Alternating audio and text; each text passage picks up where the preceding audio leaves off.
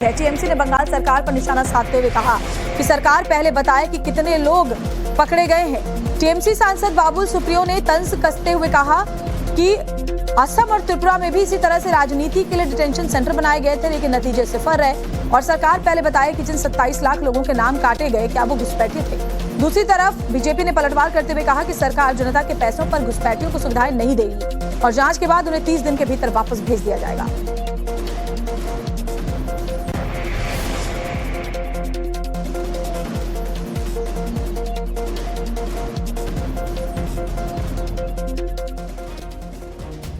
तो लगातार हम आपको बता रहे हैं कि इस पूरे मामले को लेकर जमकर सियासत भी हो रही है और देखिए आम जनता उन्नयन पार्टी प्रमुख हुमायूं कबीर ने सरकार के फैसले का स्वागत किया है। उन्होंने कहा कि जो बाहर से अंदर आएगा उसके खिलाफ पुलिस कार्रवाई करेगी ही और करनी भी चाहिए।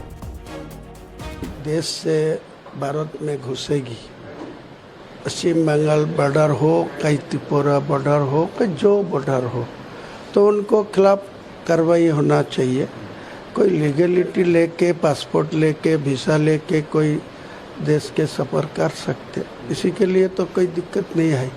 लेकिन कोई बेआईनी उनका बांग्लादेश का नागरिक है, उनका रहने वाला है, वो बंगाल के आके भारत के कोई अंतर्राज्य आके तो नहीं आना चाहिए।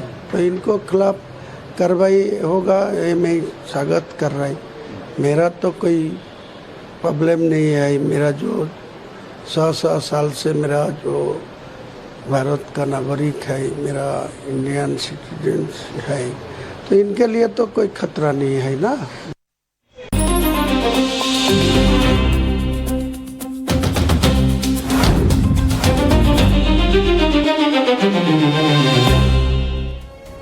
और इस बीच आपको बताएं कोलकाता से एक और हैरान करने वाली खबर सामने आई है। मेट्रोपॉलिटन इलाके के घर के बाहर एक होर्डिंग लगा हुआ था।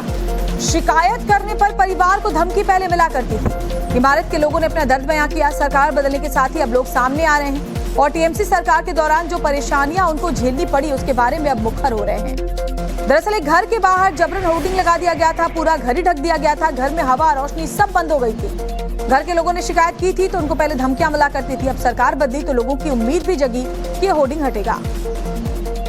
और जरा ये बड़ा सा होर्डिंग आप देखिए कि पूरा का पूरा जो घर है उसकी बैल्कनी हो, खिड़की हो, वो सब कुछ ढका हुआ था। ममता बनर्जी की बड़ी सी तस्वीर इसमें लगी हुई थी। टीएमसी का ये पोस्टर था और दूसरी तरफ अभिषेक बनर्जी की तस्वीर लगी हुई थी। और ये जो होर्डिंग थी वो इस पूरी इमारत को समझिए कि घेर रखा था। इस होर्डिंग ने इस घर में रोशनी, हवा कुछ भी आना मुश्किल था। जब शिकायत करते थे तो धमकियां मिलती थी। पश्चिम बंगाल में विधानसभा चुनाव में तृणमूल कांग्रेस की करारी हार के बाद अब धीरे धीरे लोग हिम्मत जुटा रहे हैं और सामने आ रहे हैं और ये बता रहे हैं कि किस तरह से बंगाल में थ्रेट कल्चर होता था। फिलहाल हमारी मौजूदगी कोलकाता के मेट्रोपॉलिटन इलाके में है और हमारी सामने ही तृणमूल कांग्रेस का पार्टी दफ्तर है। 2022 से इस इमारत को अस्थायी तौर पे पार्टी ऑफिस के तरह जो है इस्तेमाल किया जा रहा था, क्योंकि जो पार्टी का हेडक्वार्टर है जो तोपसिया में स्थित है वहां पर मरम्मत का काम चल रहा था। लेकिन इसी पार्टी ऑफिस के सामने जिस इमारत में लोग रहते हैं, एक रेसिडेंशियल बिल्डिंग है, उनको कितना कुछ झेलना पड़ा है 4 साल में, वो यहाँ के रेसिडेंट्स बता रहे हैं। आप देखिए इतना बड़ा जो है एक स्ट्रक्चर है, ये आयरन स्ट्रक्चर पर जो है इतना बड़ा पोस्टर लगाया गया है जहां पर ममता बनर्जी और अभिषेक बनर्जी की तस्वीर है। हालांकि ये पोस्टर फिलहाल फटा हुआ है क्योंकि बारिश के दौरान जो है ये फट गया था। लेकिन आप देखिए इस पूरे आयरन स्ट्रक्चर को जो है किस तरह से इस इमारत में बिल्कुल जोड़ दिया गया है। आप देखिए यहाँ पर इतना बड़ा स्ट्रक्चर है और इस आयरन स्ट्रक्चर को जो है इसी इमारत पर अटैच कर दिया गया और इसके ऊपर ही तृणमूल कांग्रेस के पोस्टर लगते थे। समय समय पर जो है इस पोस्टर को बदला जाता था।